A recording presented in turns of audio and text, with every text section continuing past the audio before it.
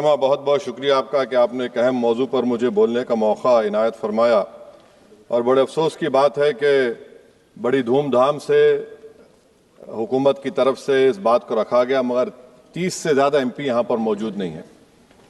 Madam, पहले तो मैं वज़ीर आज़म की इस बात की मजम्मत करता हूँ और उनको बताना चाहूँगा कि जिना के बारे में उन्होंने जो कहा था, हम तो जिना के सख्त मुखालिफ है, इसलिए भारत को अपना वतन माने, मगर 42 में आपके प्यारे वीर और जिना की पार्टी ने नॉर्थ वेस्ट फ्रंटियर, सिंध और बंगाल में मिलकर हुकूमत चलाई और उस हुकूमत ने 1.5 लाख हिंदू और मुसलमानों को अंग्रेजों की फौज में शामिल कराया ताकि वो लड़े।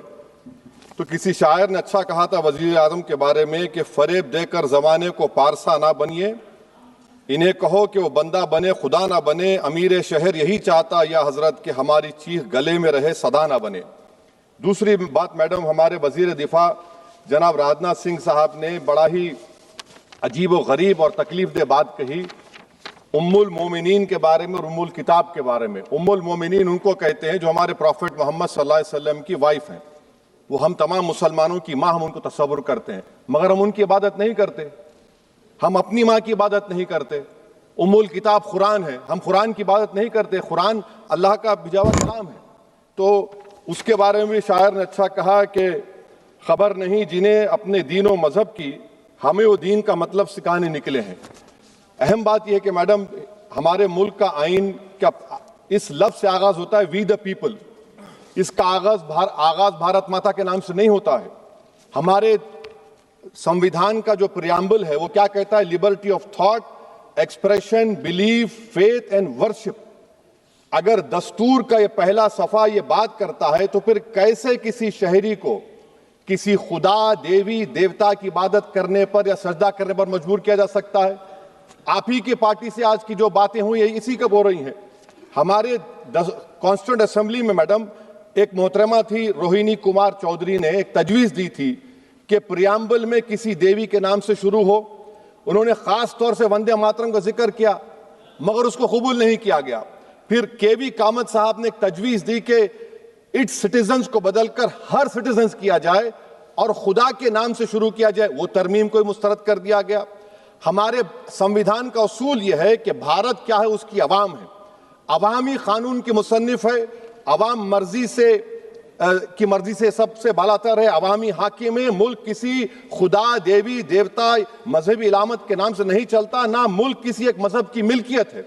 इसीलिए बाबा साहब अम्बेडकर ने क्या कहा था? उन्होंने मदर इंडिया के नजरिए को मुस्तरद किया। बाबा साहब ने एक नई इस्तिलाह वजह कर दी और कहा कि भैक्षित भारत, ये बाबा साहब अम्बेडकर ने कहा। अब मैडम, अगर मजहबी आजादी इस आइन का बुनियादी उसूल है तो सवाल यह पैदा होता है कि उस वक्त हमारे जो कॉन्स्टिट्यूंट असेंबली के प्रेसिडेंट थे जनाब राजेंद्र प्रसाद साहब ने किस बुनियाद पर वंदे मातरम को कौमी तराना करार दिया? ना तो कोई सेक्यूर रेजोल्यूशन है इसके बारे में। मैडम, मैं आपको बताना चाहूंगा कि जुडिशरी क्या कहती है। बीजू इमैनुअल केस है 1986 का, जिसमें जिहोवा विटनेस ने कहा कि मैं नेशनल एंथम के वक्त खड़े रहूंगी, पढ़ूंगी नहीं। सुप्रीम कोर्ट ने कहा कि उसने कोई गुनाह नहीं किया। वहीं एक 2017 का केस है अश्विनी उपाध्याय का केस सुप्रीम कोर्ट का, उन्होंने कहा गाइडलाइंस दिए जाएं वंदे मातरम पर, सुप्रीम कोर्ट ने नहीं कह दिया। फिर आप आ जाइए madam, prevention of insult act national 1971, इसमें नेशनल सॉन्ग नहीं है, सिर्फ नेशनल एम्बलम और आपका नेशनल एंथम है। फिर आप आ जाइए 40th अमेंडमेंट आर्टिकल 51 है, 76 में पास हुआ, उसमें भी इसका कोई जिक्र नहीं है। मैडम, मैं आपके सामने बताना चाहूंगा कि हमारा भारत एक इसका मजमुआ क्या है। इसमें हिंदू है, मुसलमान है, सिख है, ईसाई है, जैन है, एथिस्ट है, मेहनतकश है, किसान, गरीब, मजलूम और दलित है। मगर अगर जो तकारीर आज हमने यहां पर सुनी और बाहर जो सुनते हैं, अगर भारत को देवी कहने और उसके आगे सजदा करने, तो दरअसल कौम परस्ती को, वतन से मोहब्बत को मजहब में तब्दील कर रहे, और फिर यहां पर बोल रहे कि अगर भारत में रहना है तो वंदे मातरम गाना पड़ेगा। भाई, ये तो संविधान के खिलाफ है, सुप्रीम कोर्ट के जजमेंट के खिलाफ है। अगर वंदे मातरम मैडम कौमियत का मियार है तो फिर सवाल यह है कि हजरत मोहानी की कौमियत क्या थी जिसने इनकलाब जिंदाबाद का नारा दिया? अगर यूसुफ मेहरली ने quit India, Simon go back का नारा दिया तो उसकी कौमियत क्या थी?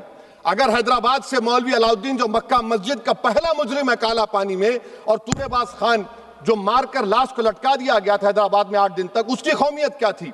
अगर इनायतुल्लाह काफी जो जिहाद का फतवा अंग्रेजों के खिलाफ दिया मुरादाबाद में, जब उनको 2 दिन में फांसी की सजा दी गई, और जब फांसी की सजा के बाद जा रहे हैं तो इनायतुल्लाह मौलाना काफी की जबान पर क्या था? वो रसूलुल्लाह हमारे प्रॉफिट की नात पढ़ रहे थे। क्या पढ़ रहे थे? कोई गुल बाकी रहेगा ना चमन रह जाएगा, पर रसूलुल्लाह का दीन हसन रह जाएगा। तो उनकी कौमियत क्या थी? माल्टा की जेल में महमूदुल हसन, हुसैन अहमद मदनी 6 महीने माल्टा की जेल की ग्राउंड में पड़े रहे, उनकी कौमियत क्या थी?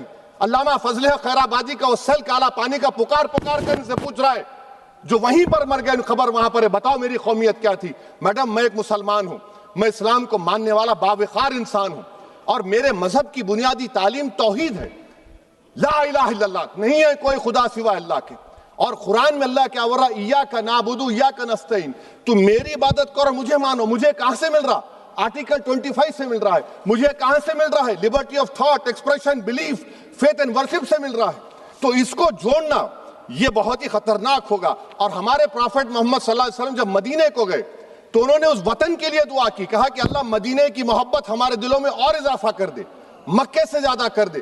तो ये इस्लाम, मुसलमान होना, हमारे ईमान में मुल्क की मोहब्बत बीच में नहीं आती, और मुल्क से मोहब्बत है और रहेगी हमेशा, क्योंकि ये अजीम कुर्बानियां यहां पर शामिल है जिन्होंने जंग आजादी में हिस्सा नहीं लिया। आज अगर वो वतन की मोहब्बत का दर्ज देंगे तो बड़ा गलत होगा। मैडम, मैं आपके सामने एक चीज पढ़ूंगा। 1937 रविंद्रनाथ टैगोर ने लेटर लिखा सुभाष चंद्र बोस को, मैं सिर्फ किसी ने नहीं पढ़ा ये। क्या कहा टैगोर साहब ने? But parliament is a place of union for all religious groups and there the song cannot be appropriate. When Bengali Muslims show sign of stubborn fanatism, we regard it intolerable. When we too copy them and make unreasonable demands, it will be self-defeating. ये मैं इसको ले करूंगा madam, आप देख लीजिए। फिर दूसरी तरफ मैडम आप आ जाइए, मैं यहाँ पर बैठकर, हाँ, जितने तकारीर यहाँ पर हुए सब जनगण मन पर तनकीद किए। तो मैडम मुझे ये कहना पड़ेगा कि जनगण मन पर आप लोग इतनी तकलीफ क्यों उठा रहे हैं? आखिर इतनी तकलीफ क्यों है? तो मैं जब जाकर देखा तो मुझे 28 दिसंबर का ऑर्गेनाइजर मैगजीन का आर्टिकल मिला, जिसमें ऑर्गेनाइजर लिखता है कि what is the moral sanction behind government choice of Jana Gana Mana except that it can be made an item of entertainment at the sumptuous parties thrown by government officials. आप बताइए, इसका बोलेंगे आप? और फिर उसके कैंड कैसा करते हैं?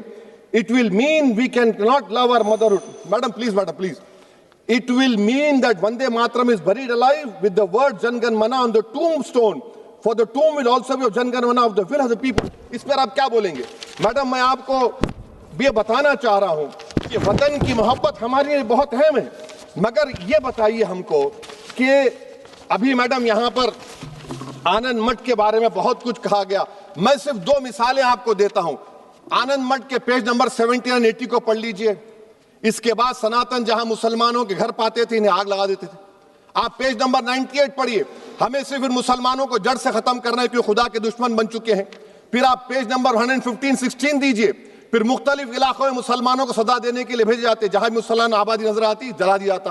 फिर आप देख लीजिए मैडम, सफे नंबर 120 पेज 120, बंकिम लिखते हैं कि सनातियों को मालूम नहीं था कि अंग्रेज हिंदुस्तान को निजात दिलाने वाले हैं। ये आप क्यों कर रहे हैं? अब आप मैडम, मैं आपको पेपर्स दे कर दूंगा। मैडम, भारत में हमारी आजादी इसलिए आई और बरकरार रही कि हमने मुल्क और मजहब को एक चीज नहीं बनाया। हमने ऐलान किया कि हमारी मुल्क मुख्तलिफ तबकात मज़ाहिब पर मुश्तमिल है, हमारे मुश्तरका तकदीर हमारी कौमियत का सरचश्मा है, यह खास जबान सकाफत मजहब नहीं है। अगर वंदे मातरम का मतन कौम और मजहब को एक बना देता है, अगर हम इसे टेस्ट बनाते हैं वफादारी का, तो फिर मान लीजिए कि यह गांधी, अंबेडकर, टैगोर, बोस और लाखों आजादी के सिपाहियों की सोच को छोड़कर गोडसे की सोच की हिंदू कौमी परस्ताना, मैडम खत्म कर रहा हूं, कौमी हिंदू कौम परस्ताना को इख्तियार करेंगे। मुझे वतन से बेइंतहा मोहब्बत है मैडम, और इंशाल्लाह हमेशा रहेगी, मगर बावजूद इसके कि मेरी मस्जिद, मेरी इबादत गाह, मेरे कपड़े, मेरे कारोबार पर हमले होते, मगर मैं फिर भी कहता हूं कि वतन मेरा, हर वतन को हम छोड़कर नहीं जाएंगे। मगर हुब्बुल वतनी का क्या मुतालबा है? हुब्बुल वतनी ये कहता है कि वतन से मोहब्बत है तो जुल्म को खत्म करो, गरीबी को खत्म करो, बेरोजगारी को खत्म करो, जबर का खात्मा करो, अमन का गहवारा बनाओ, पाकिस्तान की दहशतगर्दी को खत्म करो, एक्सप्लॉयटेशन को रोको, शरारत को रोको, मुल्क के खिलाफ की जाने वाली साजिश खत्म करो। मैडम, भारत एक चमन है जहां पर हर फूल को खिलना चाहिए।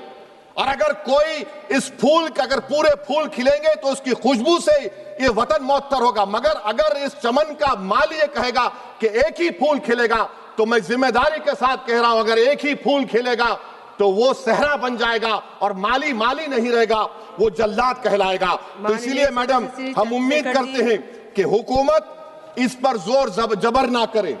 मेरा राइट है, यकीनन मैं जानता हूं कि आजादी के लड़ाई में वंदे मातरम का नारा था, मगर अगर आप इसको जबर करेंगे तो ये संविधान के खिलाफ है। वफादारी का सर्टिफिकेट हमसे मत लीजिए मैडम, खत्म कर रहा हूं। वफादारी का सर्टिफिकेट हमसे मत लीजिए। आपके बुजुर्गों के कोई एक किताब में लिख के क्या लिखा है बता दीजिए, कहां पर क्या लिखा हुआ है। तो मैं मैडम मैं इस शेर पर अपनी बात को खत्म कर रहा हूं मैडम, मैं इस शेर पर अपनी बात को खत्म कर रहा हूं मैडम, मैं अपनी बात को खत्म कर देता हूं मैडम, क्योंकि आप बहुत जल्दी में हैं।